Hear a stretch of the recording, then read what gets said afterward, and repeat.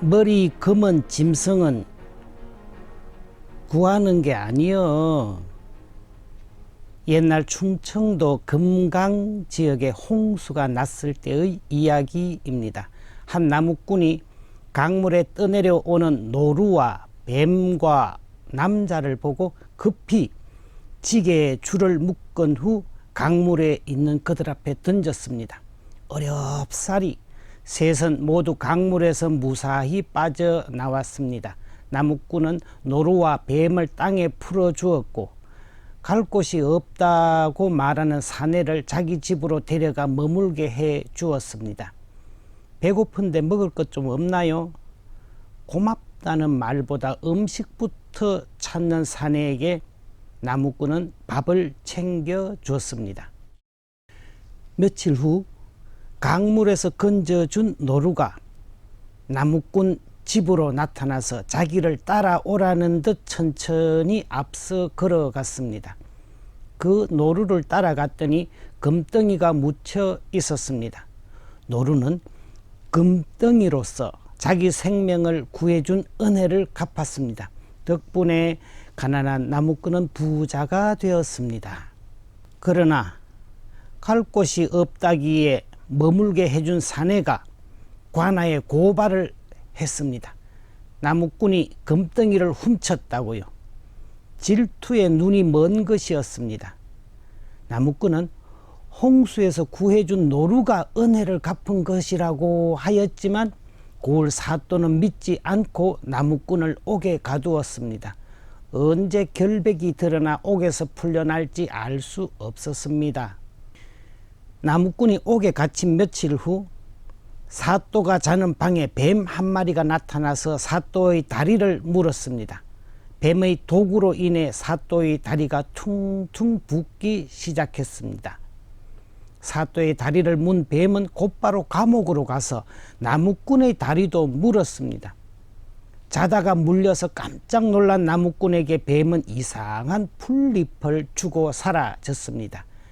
나무꾼이 그 풀잎을 뱀에 물린 상처에 문지르자 통증이 사라졌습니다.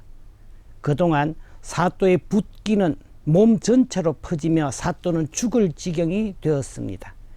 감옥을 지키는 옥지기로부터 그 소식을 들은 나무꾼이 뱀이 가져다 준 풀잎을 주면서 빨리 사또의 물린 곳에 문질러 드리라고 말했습니다. 나무꾼이 준 풀잎으로 목숨을 구한 사또는 비로소 나무꾼의 말이 사실임을 깨달았습니다.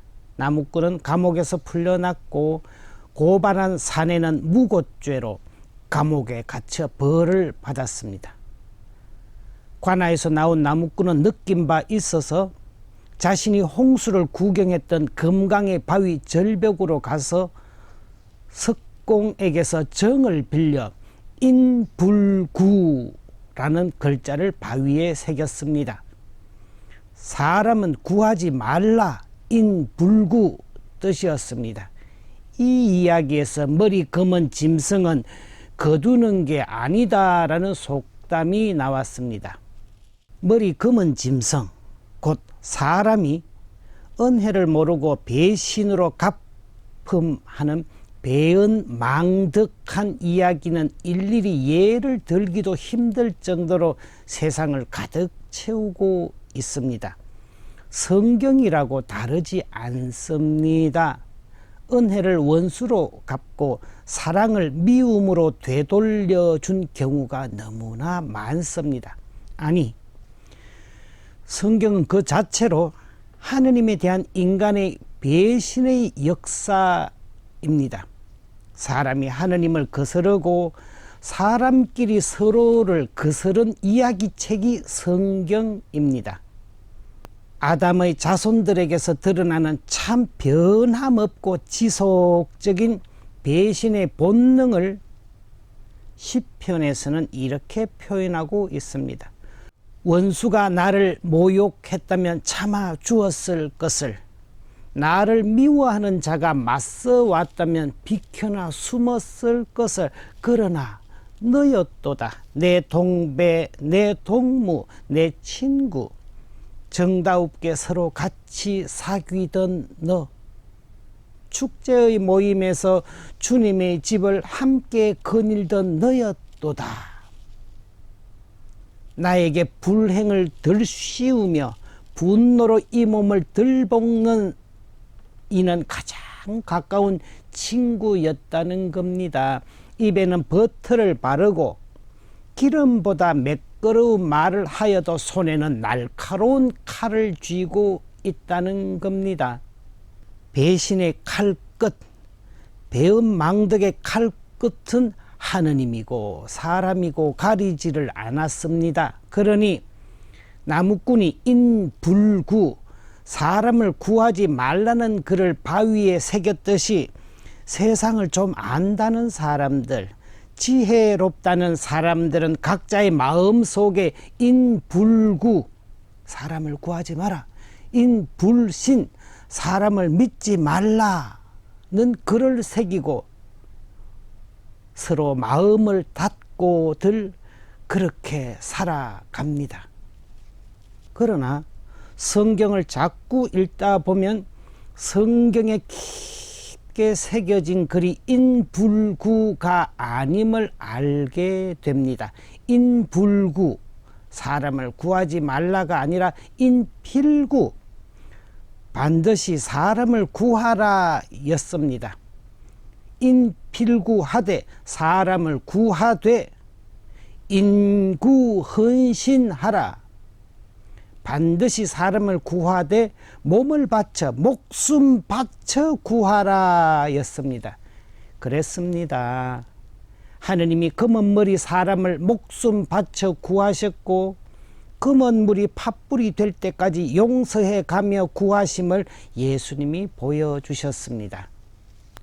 예수님의 따르기 힘든 명령들 중 하나가 7번씩 70번이라도 잘못한 사람을 용서하여라는 말씀입니다.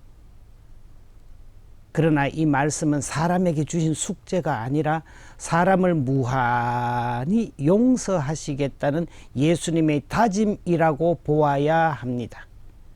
7번씩 70번이라도 사람을 용서하고 기다리겠다는 예수님의 사랑 고백, 이 고백에 힘입어 우리의 마음은 형제를 품을 결심을 하게 됩니다.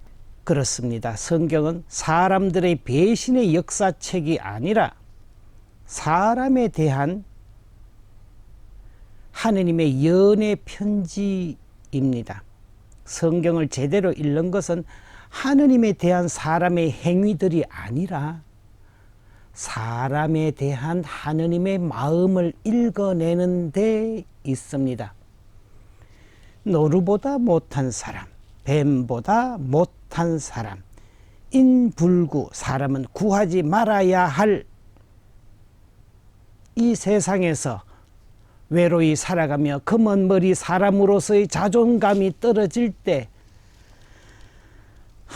세상 사람들에게 더 이상 마음 주기 싫을 때, 우울증에 빠졌을 때 꼭 읽어야 할 책이 성경입니다. 성경엔 하느님의 사랑과 그 사랑을 등진 사람들의 이야기, 그리고 그럼에도 끝까지 다시 사람을 사랑한 하느님의 이야기가 가득하기 때문입니다. 성경 읽기를 통해 하느님의 은혜를 읽어내면 내 죄가 보이고, 그렇지 못하면 남의 죄가 보입니다. 하느님의 은혜를 읽어내면 감사가 나오고, 은혜를 지나치면 원망이 나옵니다. 하느님의 자녀들은 늘어나는 흰 머리카락을 보면서 늙음을 걱정하는 대신 검은 머리가 온통 흰머리로 바뀔 때까지 기다리시며 반드시 인필구, 사람을 구하시는 하느님을 생각하며 다시금 용기를 내어야 마땅할 것입니다. 저와 같은 검은 머리 사람 여러분, 화이팅입니다.